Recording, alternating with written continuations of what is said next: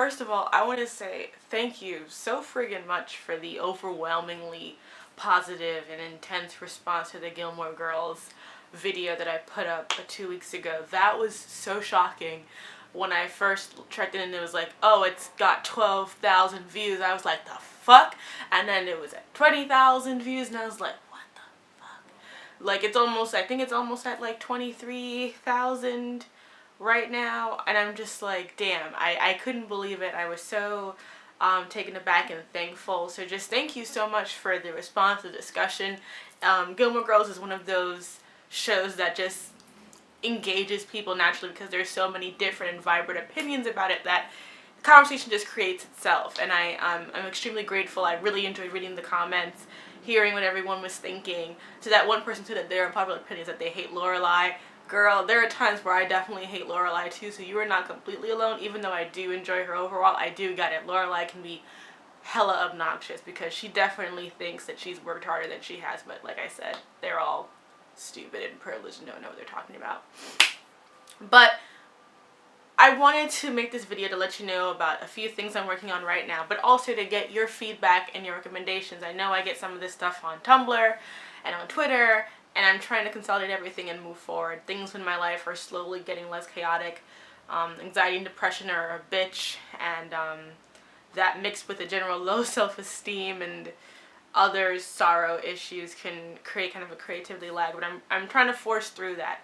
I feel like one lesson I can take from Gilmore Girls, A Year in the Life, is that if Rory Gilmore with all her privileges and advantages in life could still be terrible and the worst, then there's hope for those of us who don't have those privileges to be better than her, because clearly it didn't help her at all be successful at what she wanted to do. And what I want to do is try to push forward and fight through the things that are holding me back to be the person that I know I want to be. I know I talked about this before in other videos, but sometimes it's hard when you are face to face with the idea that you are not as good or as great of things as you thought you were, or you're held back just by the fear that you may not be good at what you love. And I think that for a lot of people, that fear holds us back from doing things that are important. But I think especially in this political climate, in this new world stage that those of us who live in America are going to be, and those of us who care about social issues, who care about dialogue, about people voicing their opinions in intelligent and factual ways, it is important that we fight through our own ennui to sort of deliver the art and the messages and the conversations that we'd like to see, whether it be about anime, Pokemon, social issues, to what I talked about, pop culture, literature, Game of Thrones sometimes, Arrow never, but Laurel especially. And so moving forward, I want this channel to be that place where people can have discussion and talk, and to bring facts and opinions and give them in thoughtful, interesting ways that create conversation. And it doesn't mean that I think that we need to be a hive mind. I like hearing people with different opinions than myself, but to do so in a respectful, factual, and thoughtful way, to actually watch the whole video and listen to everyone's arguments before you yell at each other. Because then you can yell informed and not just yell loudly. So with that, I just wanted to tell you guys a few things that I'm working on, and then I would love to hear what you guys want me to talk about or discuss. You can leave the comments down below about topics you want me to discuss, subject matters you want me to discuss. Besides super personal things, it's pretty much fair game. I will try and respond to the ones I think are interesting and thumb them up so that they're higher up.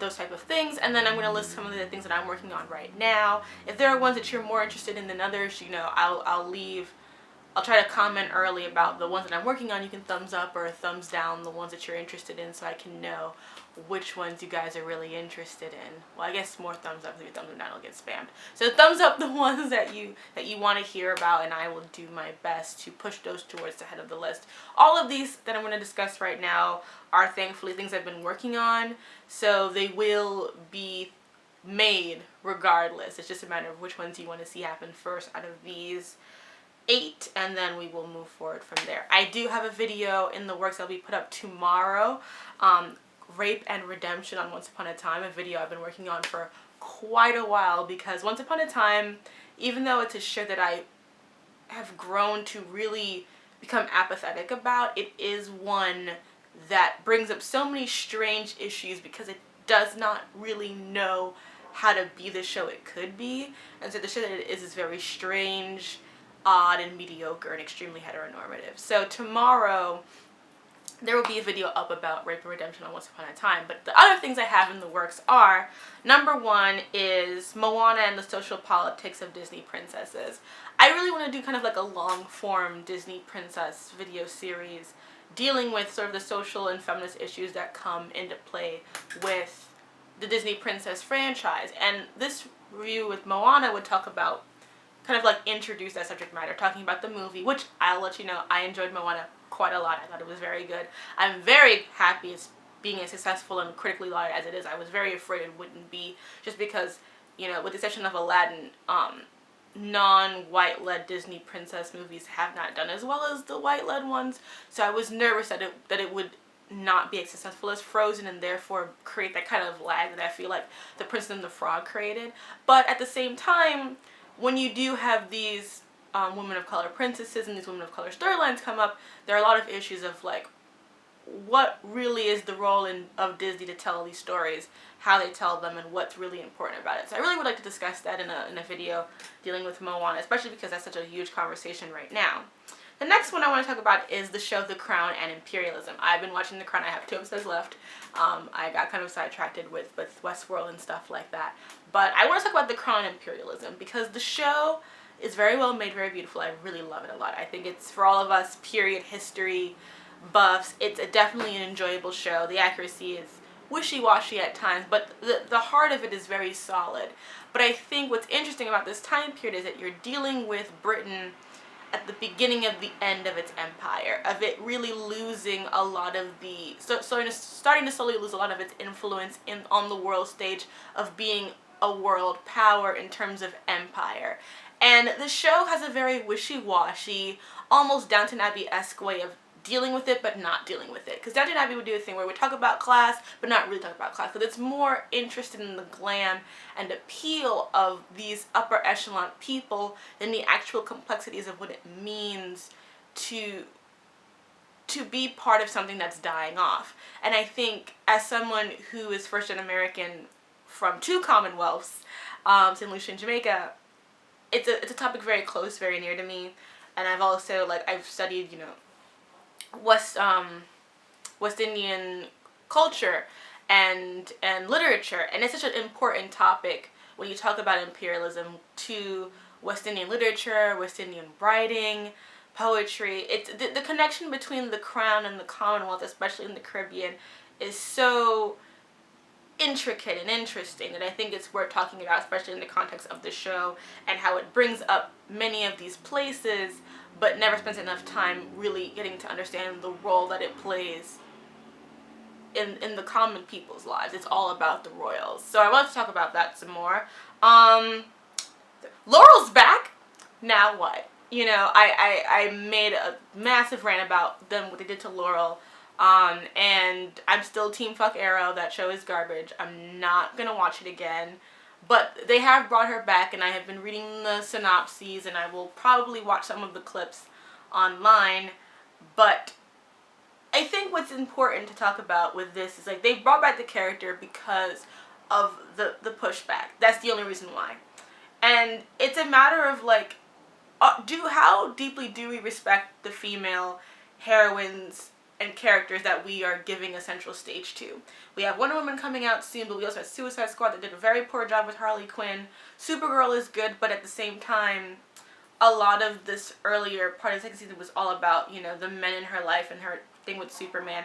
I really just want to talk about, like, if we're bringing Laurel back, what mistakes are we correcting in her writing? Are we going to correct the fact that we totally destroyed the Black Canary character to uplift a male hero? Are we really going to get to the core of why is it that these supporting female characters and female superheroes suffer and do not get to the full acclaim they deserve compared to their male counterparts? I mean, to me, that's the real issue with Laurel and what happened to her, more so than anything else. Why was it okay for them to even attempt to fridge one of the most long-lasting legacy superheroines in the DC universe?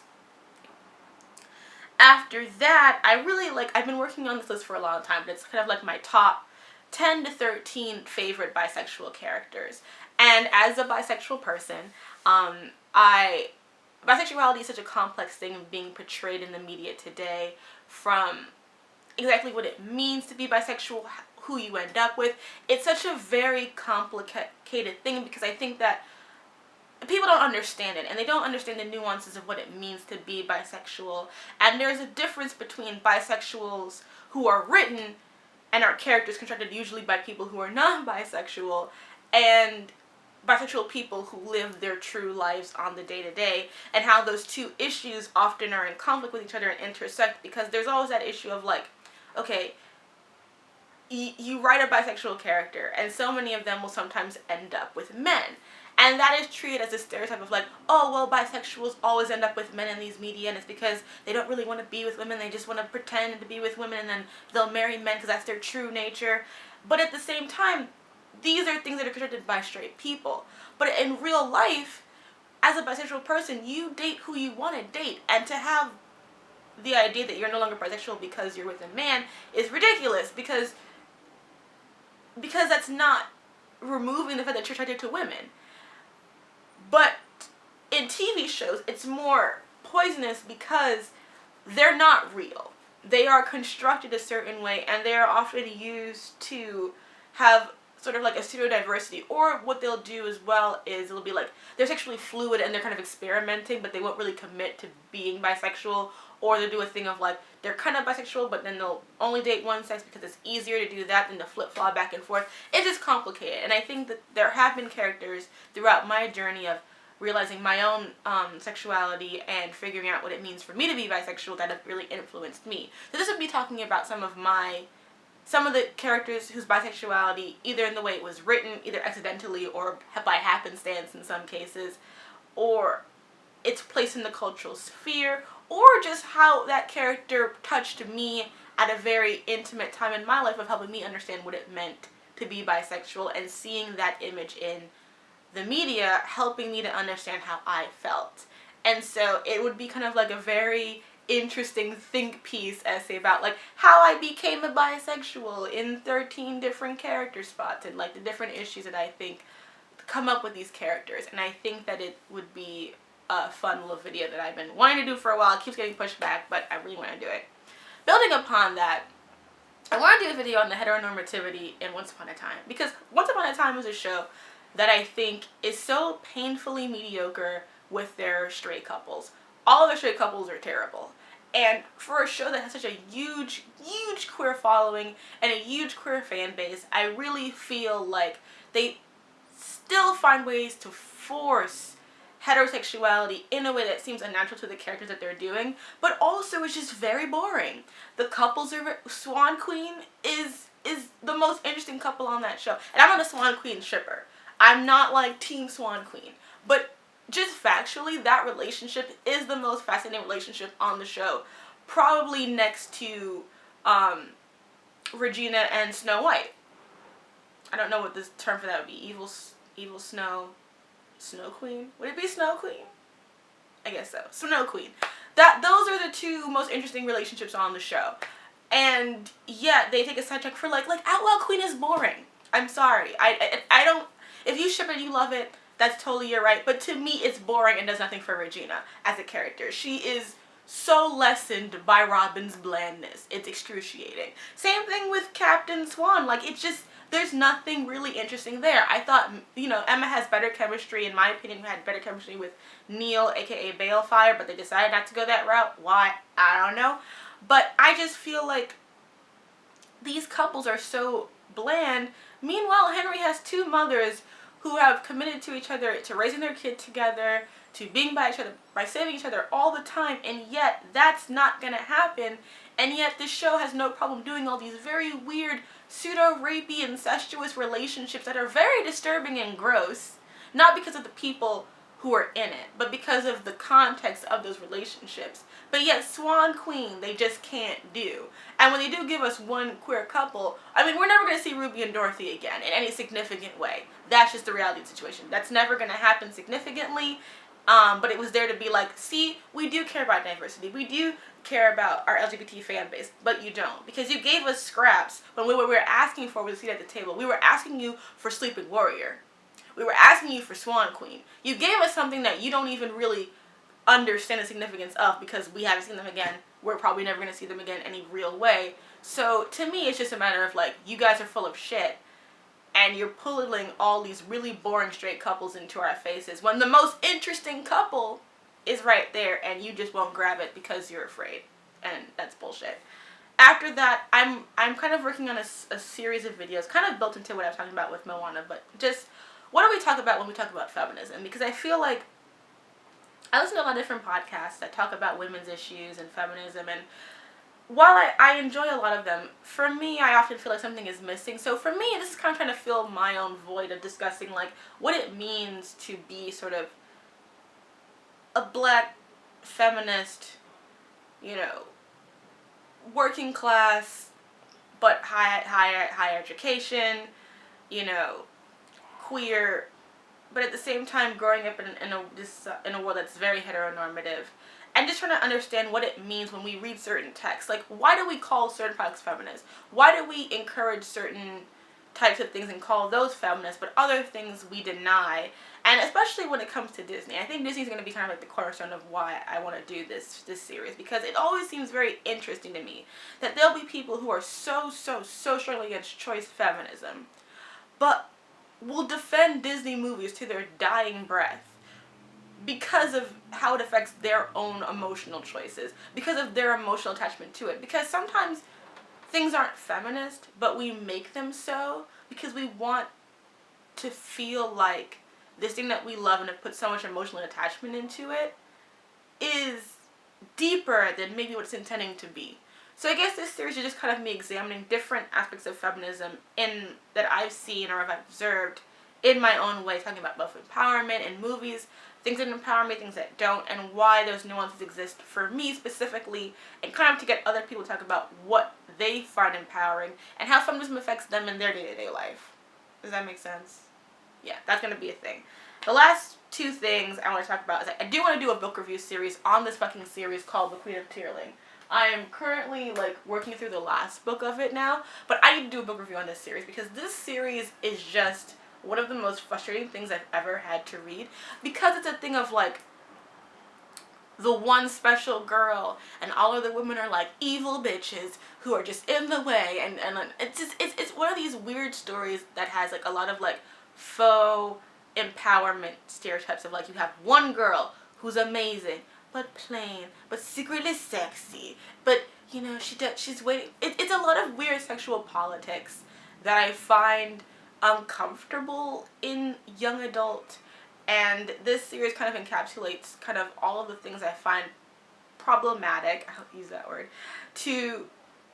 within that genre of how these things will sometimes create one iconic female character but downplay every other woman in the series. I think The Queen of Tearling perfectly illustrates this, especially in the first two books. As soon as I finish the third, I will do this review, and if you guys want it, of course. And then finally, I watch a lot of Watch Mojo videos, and they recently did a video, not recently, like a couple months ago, did a video about like the top female writers in sci-fi and fantasy. They listed no black authors in it, and I found that extremely ridiculous. It was women writers, but like they literally did not mention N.K. Jemisin, didn't mention fucking Octavia Butler, you know, Ndidi Okafor, and I'm just kind of like, you know, to me it was ridiculous. So I'm going to do my own video about my top 10 favorite black and POC fantasy writers, because like that was nonsense and there's no reason for that to happen. And I think that this illusion that only white people write sci-fi and fantasy is ridiculous, because we know that's not true, clearly. So I'll be fixing that with my own video. So these are the things I'm working on right now. Please let me know what you are more interested in seeing so I can move that up forward for you. Let me know what other stuff you want me to talk about. I definitely want to talk about Supergirl and The Flash more regularly. I just don't really know how or what's the best way to do so. I think once I catch up with like the mid finales, I'm going to try to do like my kind of like super overview of what I think about the first half of these seasons. So yeah, let me know what you want me to do. Tell me.